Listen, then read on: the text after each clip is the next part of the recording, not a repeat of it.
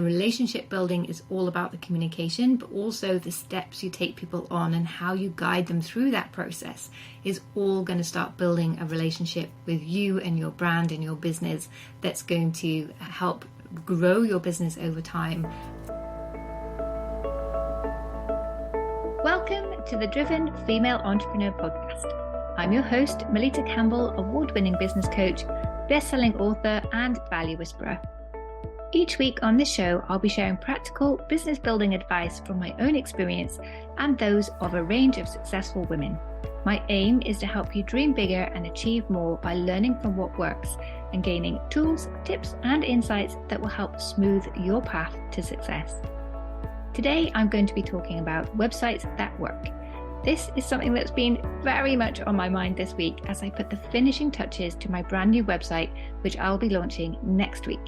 I launched my first website in 1996, and I've learned a lot since then about what it takes to create an online presence that serves your business while also adding value for your market. So I'll be diving into that today. But before I do, I wanted to invite you to register for a free gift I put together to help you develop and grow your online presence. When you register for this gift, you'll also be one of the first to get to see my brand new website. So head over to melittacamble.com/web to ensure you get access to that gift and the sneak preview. Meantime, here's me sharing my insights in how to ensure that you have a website that works.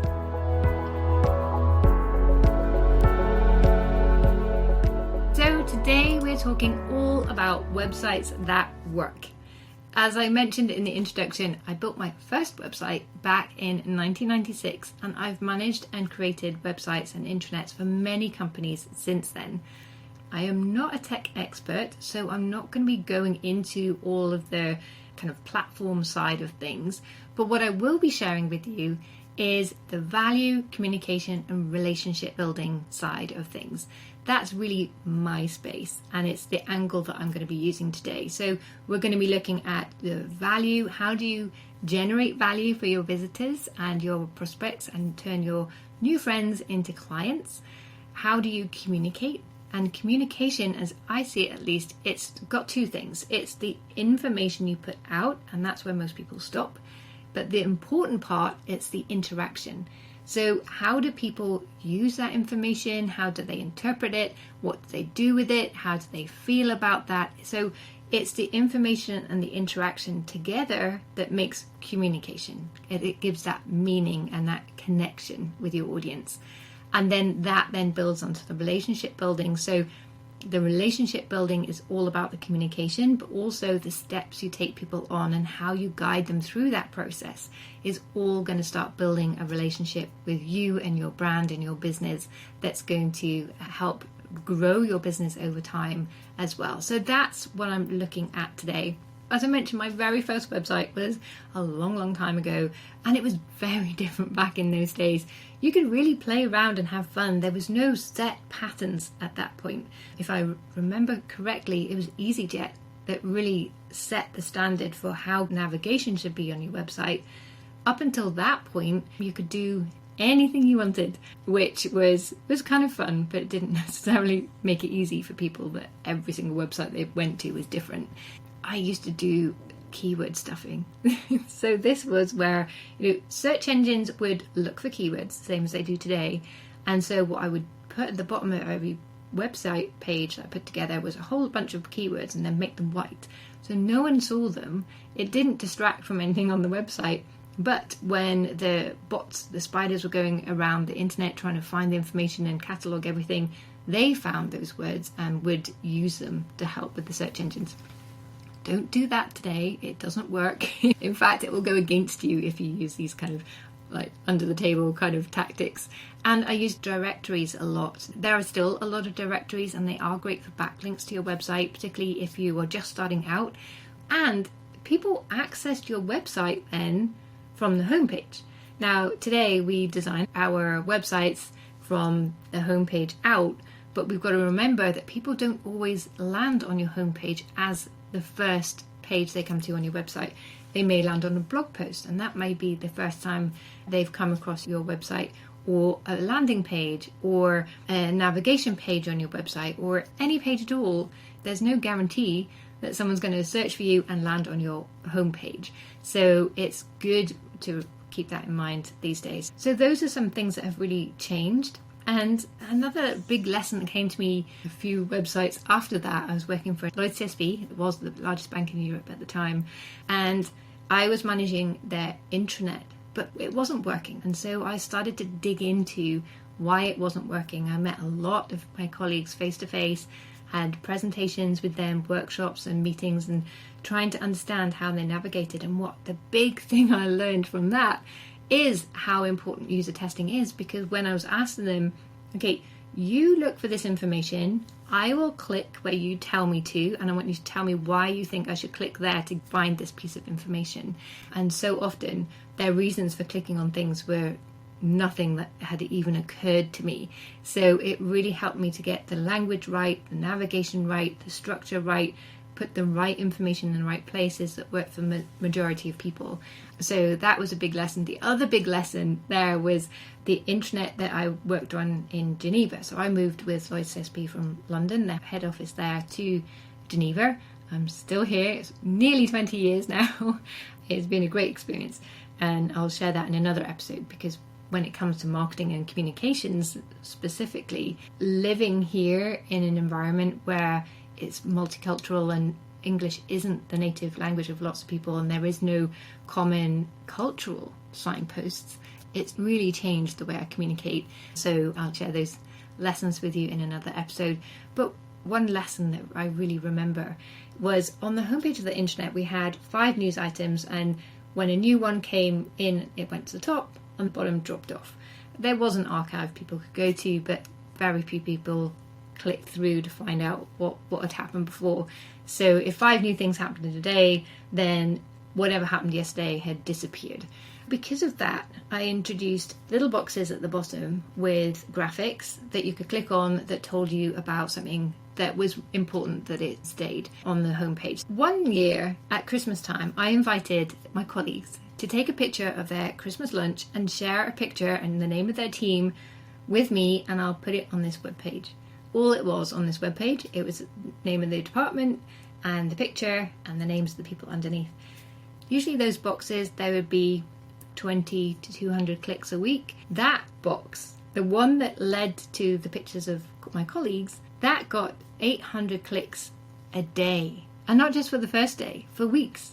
We kept it up there for a very long time because it was so popular. And that really taught me the importance of having real pictures on your website, real pictures of real people. So don't have stock pictures and don't avoid putting your own picture on there. I definitely avoided doing that. If you've read my book, you'll know I am the shy girl. I'm not someone who likes to be center of attention necessarily, but I learned from my first website that I had to put a picture of me on there. I didn't for a long time. I had no picture. Then I had a stock picture. But as soon as I put my picture, when I was out meeting clients or networking, people responded very differently to me because they felt they already knew me. From my website, they had already got to know me a little bit, and when they met me in person and they could see, oh, it's the same person, then that gave them a lot of reassurance. So don't avoid putting your picture on your website. As you'll see on my website, it's everywhere. Hopefully it's not too much. But it's important that people feel that they can connect with you. So remember that the communication is the information and the interaction, and imagery is information as well. So how do they interact with that image? How do they feel about that image? How do they feel about you when they see that image? These things are really important to think about as well. So my very first website, well, I didn't have one. When I first started my own business, well, it'll be 15 years next year. And so when I started my business, I didn't have a website at all. I got all of my clients through networking and some through LinkedIn. Then when I did have a website, it was really simple. It was like, hi, I'm Melitta, 2-line bio. Here's what I can do for you. Like bullet points of my services. Give me a call or email me. That was all I had on my website, but people loved it. And I didn't change that until really towards the end of that, so I've been running that business for 5 or 6 years, and then I got myself a beautiful new brand, and I wanted to have a website that reflected that. And this is another big lesson, because the lady that did my logo and branding for me, who did a great job, she outsourced my website on my behalf, and I didn't know that. And the person that she outsourced it to, I would have never gone with them. One, they were crazy expensive, and two, they just wouldn't do what I wanted them to do.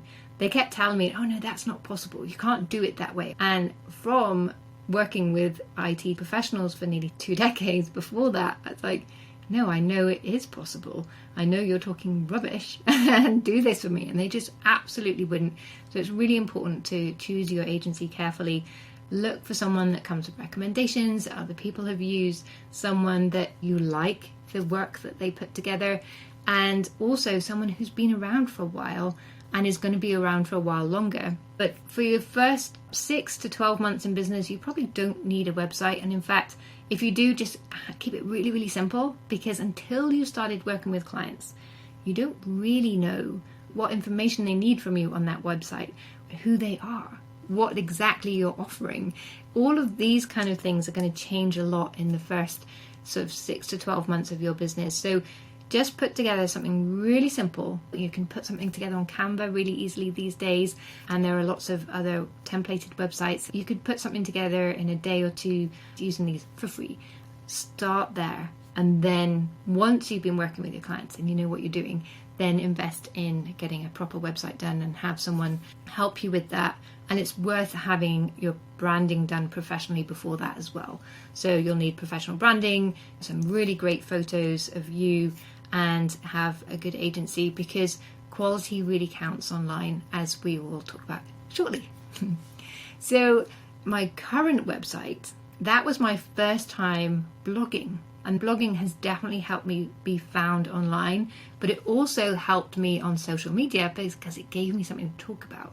It gave me a reason to send people from social media to my website that wasn't, hey, buy my stuff. It was giving my audience more value, more insight as to who I am, how I help, where my strengths and knowledge lie.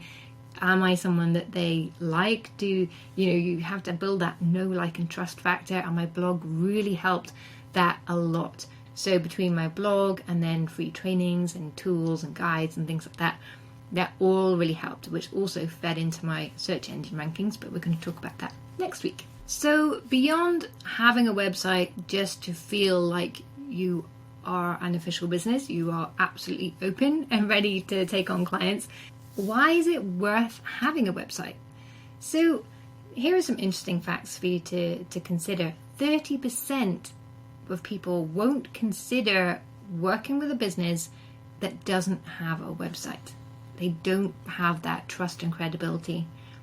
97% of buyers search online first, and 75% of consumers judge a business by its website. Now, think about how you feel when you are looking into something you're going to buy, a coach, for example, for your business. What's your own pattern? Does it reflect that? I know mine does. I absolutely have been put off people and even guests for my podcast. And so I do search online first, and I do judge their websites, and I won't work with them if I don't think they've done a great job. So it is really important. Your website is also your opportunity to add real value for your clients. So to tell them who you are exactly, and to give them something to already help them understand how you work, understand what your brand is, understand how your solution is different or how it works in some way. So you can already start to open that conversation, welcome people in, and start that journey with them. It also enables you to answer their basic questions quickly, to start building that relationship with them. So when they come to you for a sales call, then all of this basic information has been covered already, and you just need to focus in on having a real value-adding conversation with them. So it can really help with the sales process, and it can really educate and influence your audience. and start to qualify your leads as well. So if you're this kind of person, welcome. If this is what you're looking for, I'm not the right person for you. So you're starting to already to filter the people that come through to you, so you're getting better quality leads, better quality sales conversations, and your business is growing, your impact is growing, and you're able to help more of the right people as well. So you're preserving your focus and your energy for the right people, so you can really amplify that impact that you have in the world. So those are just some of the great reasons to have a website. But when you do have a website, what do you put on it? Well, here are 5 things I want you to keep in mind. So the first thing is, it's all about people, and being professional is personal. So I want you to think about how you create your content and structure for your next client. Remember, you are not creating content for a computer. It's not for the web. It's for your next client. And you're having a one-to-one conversation with that person. So they are going to your website, and it's a personal relationship that you're having. Very often people think, oh, I need to be professional, which means being very formal and dry. And if you're too formal, it puts a barrier between you and your next client. So you really want to think about, how do you make it personal? Imagine that you're chatting with them over a coffee, and what would you say to turn that stranger in front of you into a friend? Or that friend in front of you, if it's someone coming back to your website for a second or third time, how do you turn that friend into a customer? So start to think about how you can start using your website to start building relationships. Then you need to think, well, what do they need to know first, second, third, in order to take that next step with you, in order to take them from being a friend to a customer, in order to build that credibility and trust with them. Also, you really want to know your dream client and the value that you offer for them that's meaningful as they see it in as much detail as possible, because you want to talk about their values and aspirations. You want to show that you understand their biggest challenges and that you've got a solution for them. And just focus on the 1 to 3 challenges. Don't focus on everything, because that's overwhelming. Remember, you're just in the introduction phase. If they're visiting your website for the first time, or they're just landing on your homepage, you don't want that to be overwhelming. But the more you know about them, the more you will know what's most relevant to put there, that's going to get their attention, help them feel at ease and comfortable, and help them take that next step with you. I've actually just written a blog post about how do you map your marketing to your customer journey. So go and check that out on my blog. So it's all about customer journey. Again, that's in 2 parts as well. There was a lot of information, so I broke it down into 2. So go and check that out. The next thing to know is that online, people behave a little bit differently. It's not like they are picking up a magazine and just browsing through. They don't do that on the internet. Online, people are on a mission. They have a clear purpose or a question in mind, and they're trying to find the answer. So you need to have a clear purpose for each page of your website, for the website in total, and each page that aligns with the mission your clients are on. So you can answer those questions. Who are you? Can you help me? Can I trust you? What's the next step? A great way to do this is to bring them into your story. The who, what, why, when, and where. That's a really nice thing to think about. Well, how do I pepper my story into my website to help build that connection, make it personal, and help them feel comfortable taking that next step? And remember, when you're sharing your story, you're really sharing their story. The more of themselves they see in your story, the quicker you're going to build those relationships. You don't want to have long text unless it's on an information page. So maybe an information page is everything about a program, or a blog post where it's got lots of information that's going to help them. There, they need lots of information. But on the home page and the navigation pages they go through to get to that information, you want to keep things as short as possible.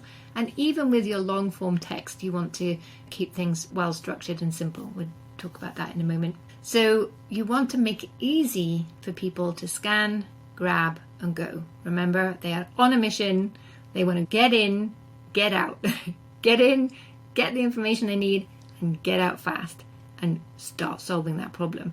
A nice thing to remember, which I find helpful sometimes, is they're on a mission, they have a question, they want answers. They come to your website, they want you to be their perfect solution, because then their mission is over and they can get on with their lives. So make it really clear to which people coming to your website you are perfect for, and help them take that next step, build that relationship. Remember that they want you to be their perfect solution. So your job is to make sure that it's clear to them if that really is you or not. My next thing I want you to think about is, many people think of the website as being a shop window. Like, here's all my stuff, here's what's on offer, come and get it if you want to. But I want you to think differently, and I want you to think about your website, particularly your homepage, as your reception desk. The homepage has a lot to do. It needs to welcome that stranger or that friend into your website and help them take that next step closer into your business. It needs to let them know, if they are your ideal client, that they're in the right place. It needs to set the tone of your brand, help them take the next step quickly, showcase what's on offer, and highlight your value proposition. What's different and unique about you and your solution versus other options out there. So there's a lot going on your homepage, and you want to remember as well, on top of that, you want to keep it simple so that they can easily scan, grab and go, get the information and move to the next stage. So it can take quite a lot of time to put that homepage together, but it's really worth the work. So remember, your homepage is your reception desk, and it needs to create that brilliant first impression.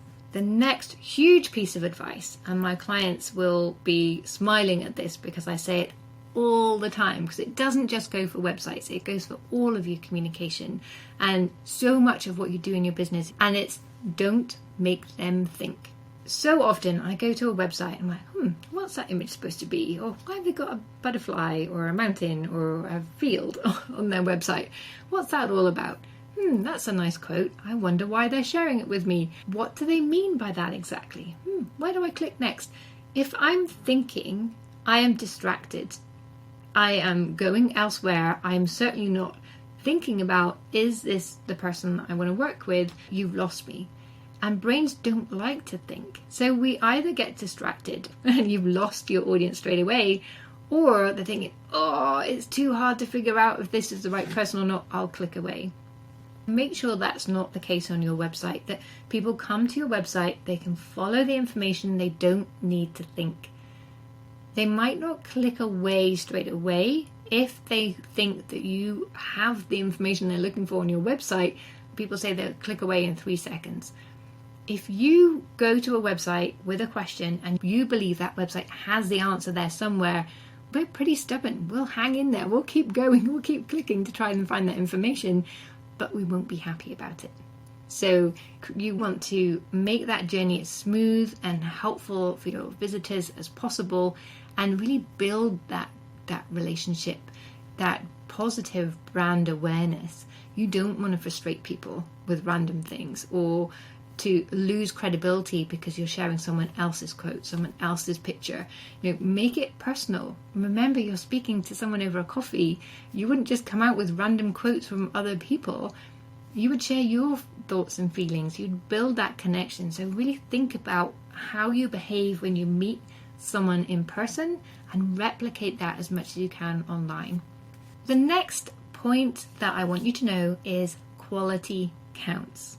We are very judgy online. As we mentioned before, 30% of people won't buy if they don't like your website. And it's good to remember that anyone from anywhere can post anything about anything online.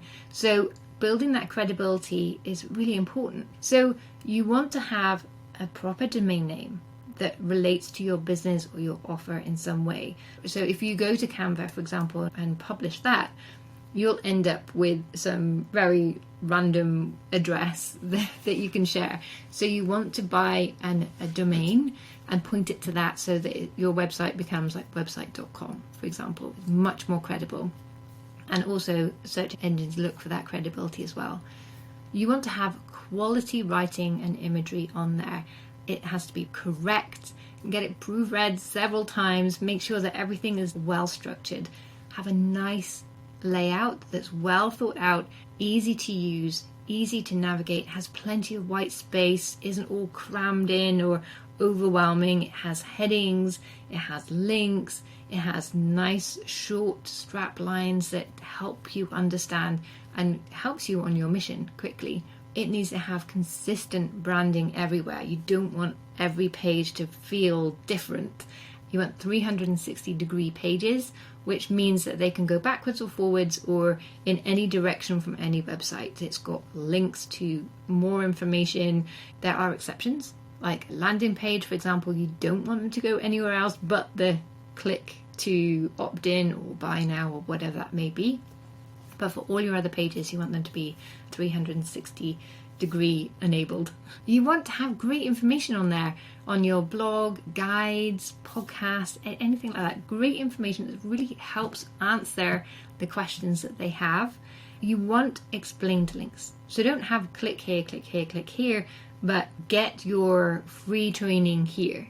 Explain the link. You don't want them to have to click on the link to figure out where you're taking them. You want to explain that link on that page so that they can make an informed choice as to whether they click or not, whether that's right for them or not. And make sure your website looks, sounds, and feels like you. You make your website credible. If they come on your website and the look and feel and the images are the same there as when they've met you in person or when they saw you in a video or listened to you on a podcast, make sure that you're being consistently you everywhere, and that is the biggest and fastest way to build that know, like, and trust factor with your audience as well. So don't shy away from that. Remember, keep it personal, keep it you. So some of the biggest mistakes, and some of these do connect in with what I've already said, are not making the website personal or welcoming, using random pictures and quotes that aren't your own, that don't add value, that aren't explained in some way, that don't connect with everything else.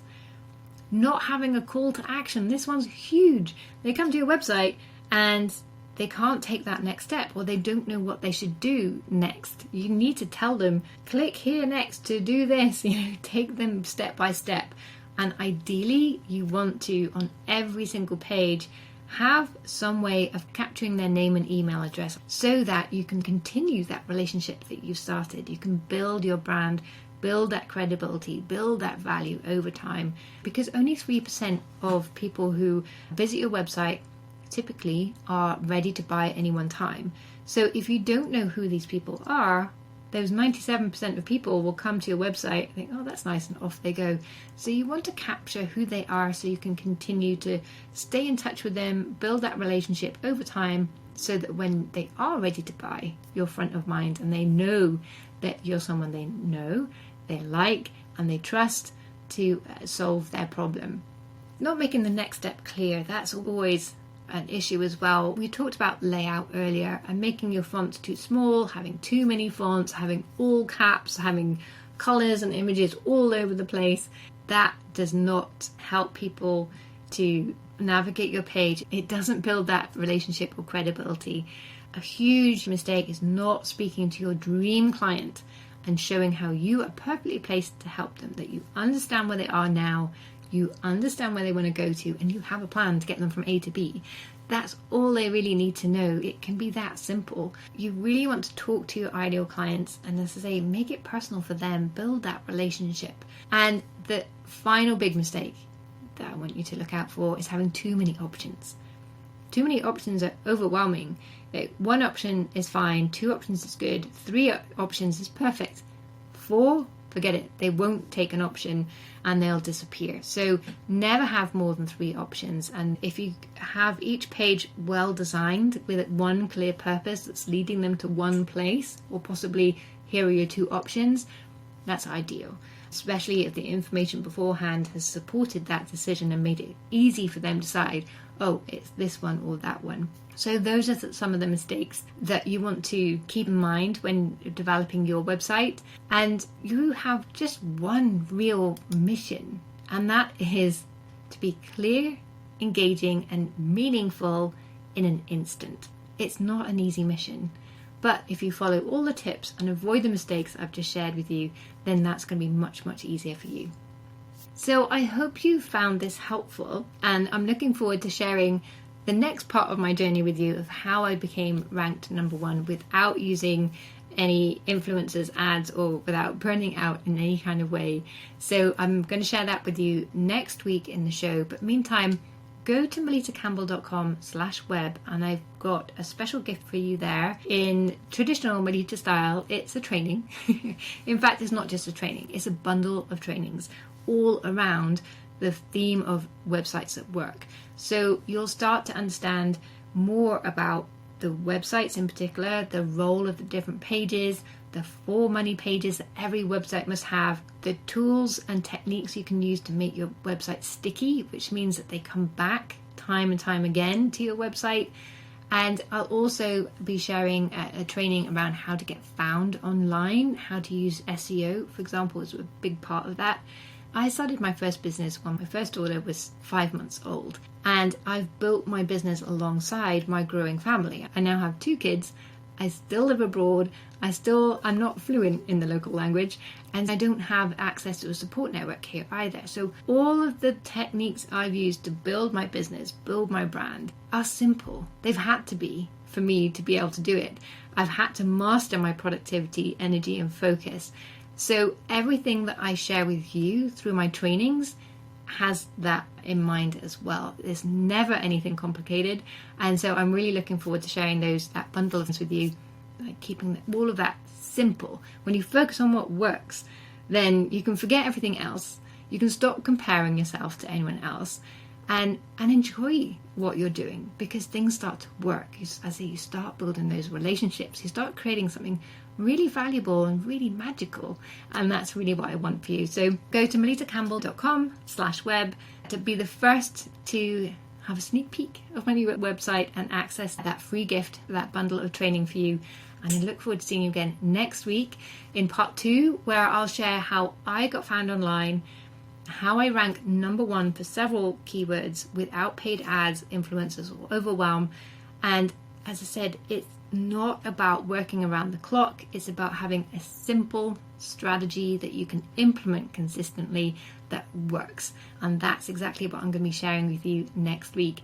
If you have found this episode helpful, then I'd love it if you can leave us a review on iTunes, because that will help more people to find the show and benefit from these insights. And also be the force of good in your network and share this episode on your social media so your business besties and all those people around you can benefit as well. I've been Melitta Campbell, and I look forward to seeing you in the next episode.